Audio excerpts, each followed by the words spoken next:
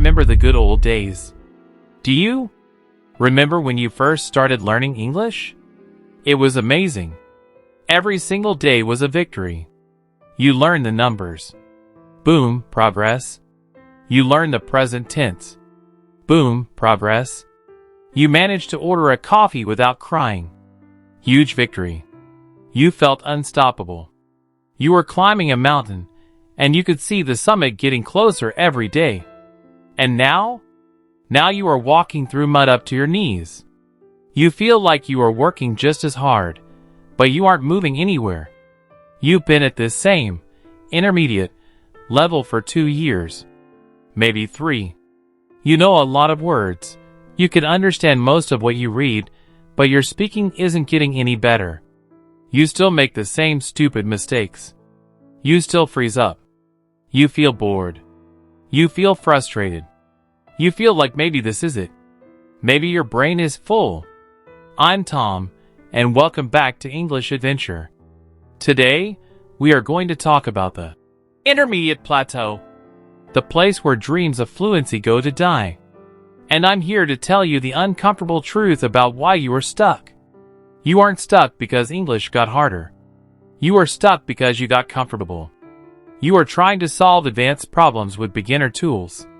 Today, we are going to burn your current study routine to the ground and build something that actually works. Part 1. The diagnosis, the Law of Diminishing Returns. First, you need to understand the math of why it feels like you stopped improving. It's called the Law of Diminishing Returns. When you know 0 words, learning 100 words is a massive, life-changing 100% increase in your ability. You feel it instantly. When you already know 5,000 words, learning another 100 words is a 2% increase. You don't feel it at all. It barely registers. To get from A1 to A2 is a short hop. To get from B2 to C1 is crossing an ocean. The gap between pretty good and excellent is massive, and it requires exponentially more effort for smaller visible gains. Most learners hit this reality wall, and they panic. They think, my method stopped working. No, your methods didn't stop working. They just aren't intense enough for this stage of the game. You cannot continue using beginner strategies and expect advanced results. Part 2. The root cause beginner habits die hard. Why are you on the plateau? Because you are still acting like a beginner. Look at your study routine right now. Be honest. Are you still using Duolingo or other gamified apps? Are you watching Netflix with English subtitles and telling yourself you're studying? Are you listening to podcasts made specially for English learners where they speak slowly? Are you reviewing grammar textbooks you bought 3 years ago? These are beginner tools. They are designed to build the foundation. Using Duolingo when you are AB2 intermediate is like a professional bodybuilder trying to get stronger by lifting pink plastic dumbbells. It's useless. It feels like work, but it produces 0 growth. The plateau is comfortable. Passive consumption is easy. Watching a movie is fun. But growth doesn't happen in the comfort zone. Growth happens when you are struggling. Growth happens when your brain hurts. If your current study routine doesn't make you feel frustrated, tired, or mentally exhausted at least 50% of the time, you aren't learning. You're just entertaining yourself in English. Part 3. The mindset shift from studying to training. You need to delete the word study from your vocabulary.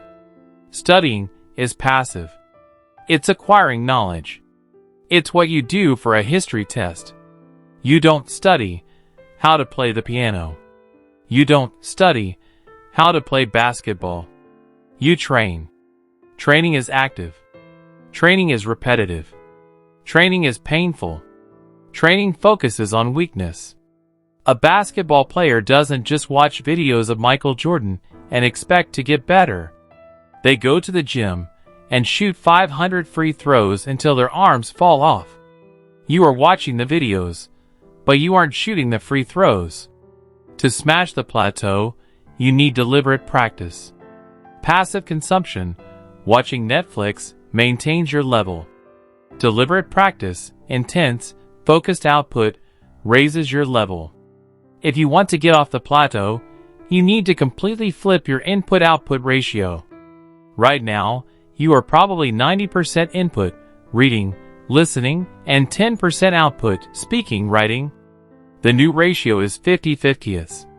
For every hour you spend consuming English, you must spend an hour painfully producing it. Part 4. The Plateau-Busting Protocol. Okay, Tom. How do I train? I don't have a teacher to talk to for hours a day. You don't need one. You need discipline. Here are 3 high-intensity training protocols to break the plateau. These are hard. You will hate them. That's the point. Protocol 1. The niche dive, depth over width. Beginners need general English.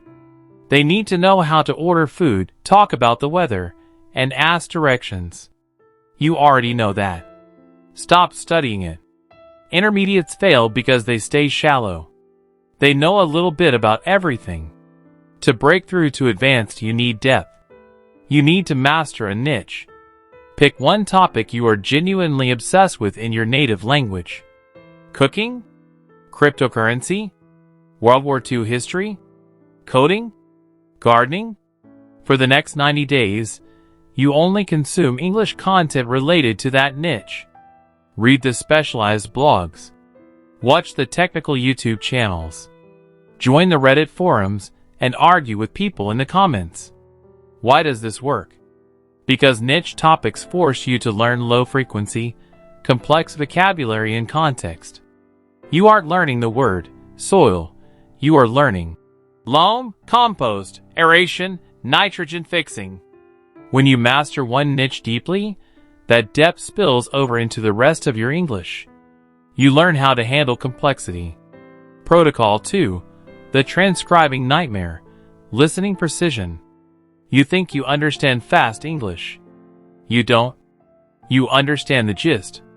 You let the little words slide by. This protocol forces precision. Find a 2-minute clip of real, fast native speech, not a learner podcast.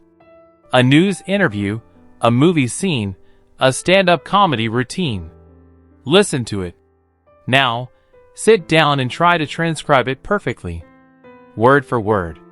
Every every contracted gonna or wanna.